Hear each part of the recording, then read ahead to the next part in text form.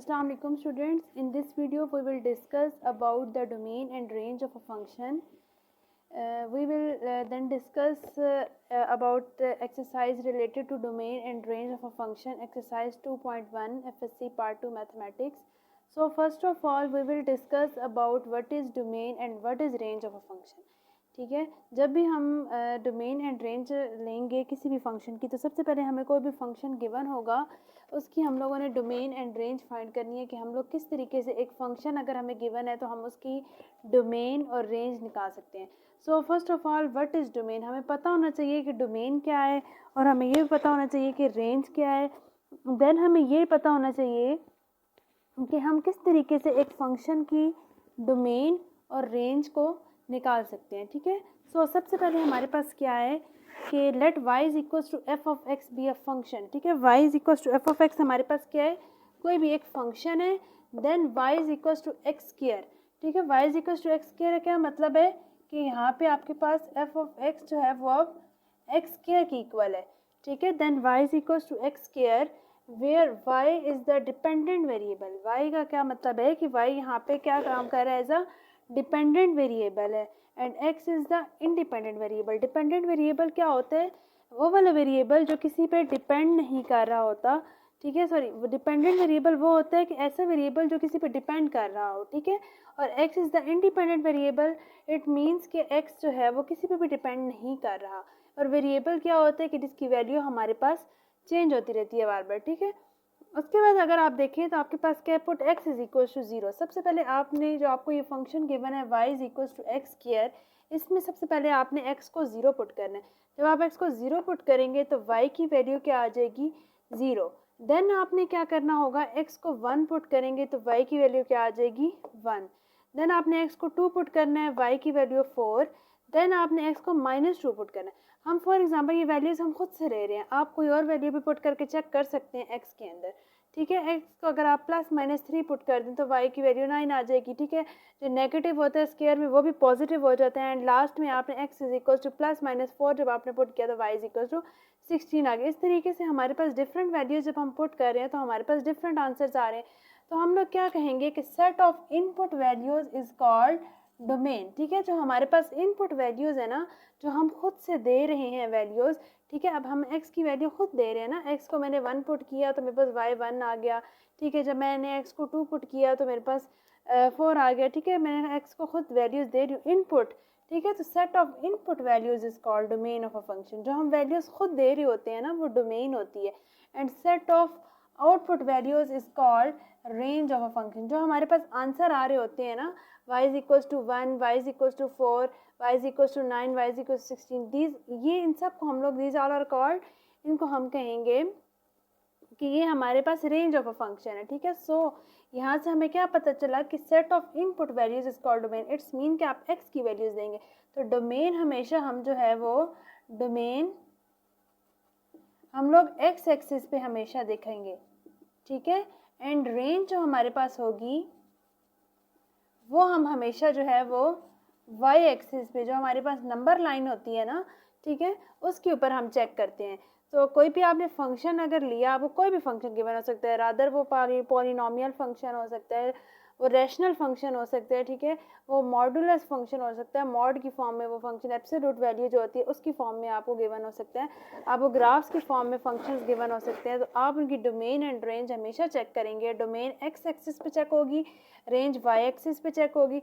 ये मैंने एक एग्जांपल के तौर पे खुद से वैल्यूज़ दी हैं। ठीक है, तो यहाँ पे ये शो कर रहा है कि x को अगर मैं जो वैल्यू दे रही हूँ तो इट्स मीन कि x मेरे पास एक इंडिपेंडेंट वेरिएबल है, वो किसी पे डिपेंड नहीं कर रहा, लेकिन x को वैल्यूज़ देने के बाद y का आंसर आ रहा है तो इट्स मीन कि y हमारे पास जो है वो डिपेंडेंट वेरिएबल होगा। इसी तरह फिर हम कहेंगे कि सेट ऑफ इनपुट वैल्यूज़ की जो वैल्यूज़ हम खुद दे रहे हैं, इनपुट कर रहे हैं, वो डोमेन ऑफ अ फंक्शन, वो फंक्शन की डोमेन होगी।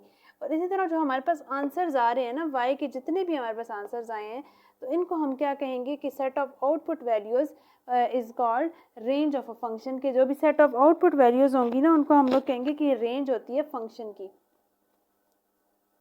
Now before start an exercise let's take an example.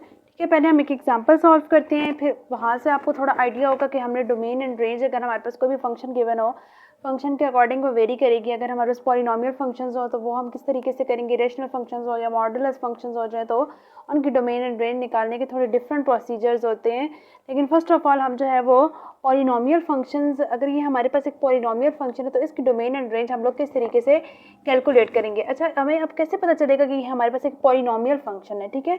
तो आपने जो होता है वो हमेशा वेरिएबल की पावर देखनी होती है पॉलिनोमियल फंक्शन में। जैसे y इज इक्वल्स टू, अब मेरे पास क्या है, एक्स स्क्वायर प्लस 1, ठीक है। तो मैं वेरिएबल की पावर देखूंगी। अगर तो मेरे पास वेरिएबल की पावर नॉन नेगेटिव नंबर्स होने चाहिए, ठीक है। कभी भी नेगेटिव नंबर आपके पास नहीं होगा इसके अंदर, ठीक है। हमेशा पॉजिटिव नंबर्स आपके पास होंगे, पॉजिटिव होल नंबर्स आप कह सकते हैं, ठीक है। तो आपके पास वो जो फंक्शन होगा वो पॉलिनोमियल फंक्शन होगा। सिमिलरली अगर आपके पास कोई बिग फंक्शन है, F of x is equals to 2x raise to power 1/2 plus 3x, ठीक है। तो this is not a polynomial function. Why? Because देखें, अगर आप वेरिएबल की पावर देखें ना तो वो आपके पास एक रैशनल नंबर, एक फ्रैक्शन p/q की फॉर्म में आ रहा है ना।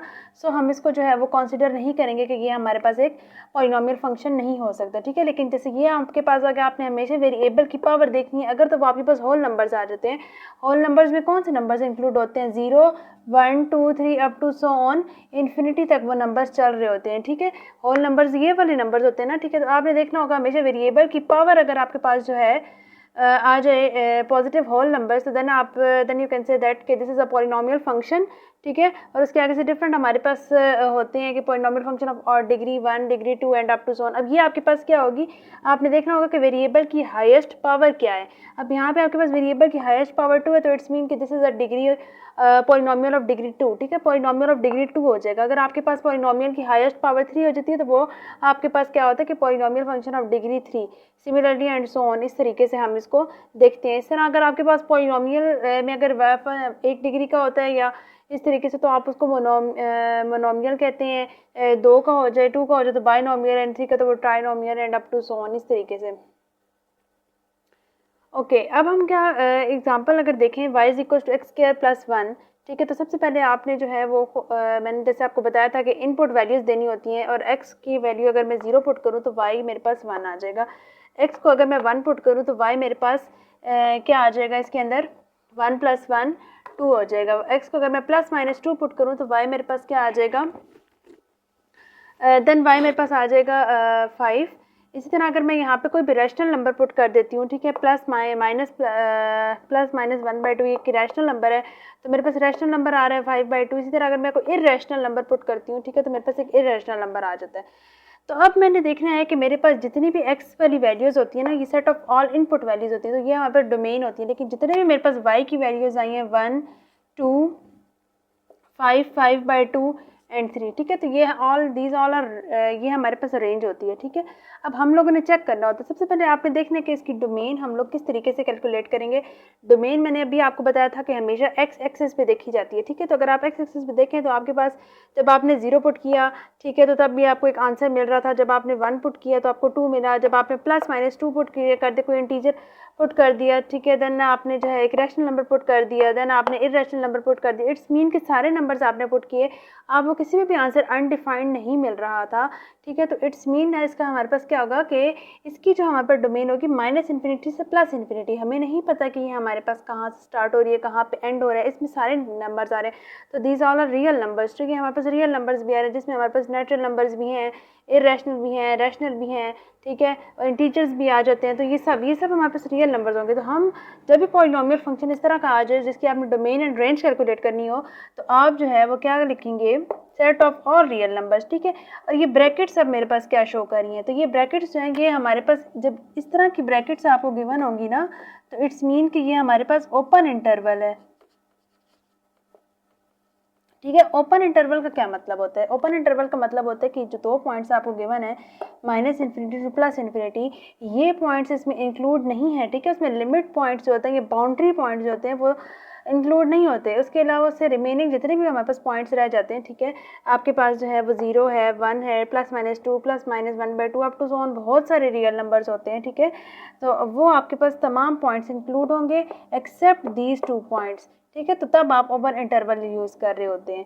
अब देन आप जो है ओपन इंटरवल के लिए ये वाला सिंबल भी यूज़ कर सकते हैं, ठीक है। तो दिस आल्सो शोज़ कि ये ओपन इंटरवल है। और अगर हमारे पास क्लोज्ड इंटरवल आ जाए तो उसके लिए हम लोग जो है वो क्या यूज़ करेंगे, क्लोज इंटरवल के लिए हम लोग जो है वो कौन सा पॉइंट ब्रैकेट्स यूज़ करेंगे, ये क्लोज ब्रैकेट्स। इस तरह से आप जो है वो यूज़ कर सकते हैं क्लोज इंटरवल। क्लोज इंटरवल में क्या होता है कि आपके बाउंड्री पॉइंट्स भी इंक्लूड होते हैं, ठीक है, लेकिन ओपन इंटरवल में हम इन पॉइंट्स को इंक्लूड नहीं करते, इससे रिमेनिंग जितने भी पॉइंट्स होंगे हम उनको इंक्लूड करेंगे। अब रेंज, अब हमने रेंज डिस्कस करना है कि रेंज हम किस तरीके से फाइंड करेंगे। तो देखें, जब आपने 0 पुट किया आपको 1 मिला, जब आपने 1 पुट किया आपको 2 आंसर आ गया, +-2 किया 5 अप टू जोन।